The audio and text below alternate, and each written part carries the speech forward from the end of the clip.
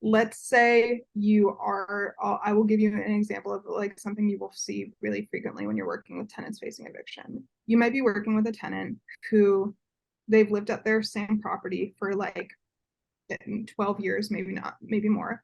English might not be their first language. They might speak very little English. And it's not just that. Like, I think everybody here, if we all had to apartment hunt right now, we would know what to do. We would go on Facebook groups. We would go to like different online social media groups. We would know what to expect and like how quickly properties gets like snatched up. And working with a tenant, they might not know all those things.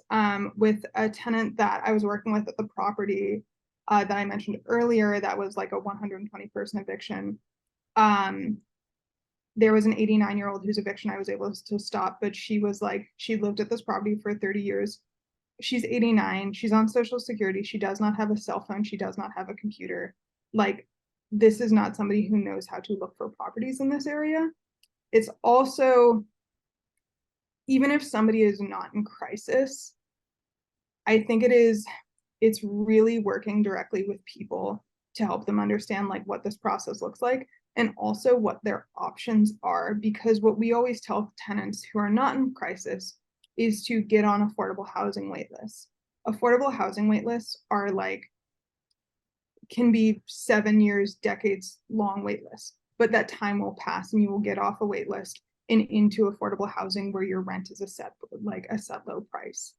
And sitting down with somebody and making sure they get that information, it's like all of this is like it's getting somebody who can sit down with a person, explain this in their language and explain how to do all this, because it's like all of this is a lot of work. And so it's really like, if you can hire people or find volunteers who are willing to do this work, I think that is that's definitely the biggest investment. It's also being aware that depending on somebody's immigration status, that may mean that some resources are not available to them.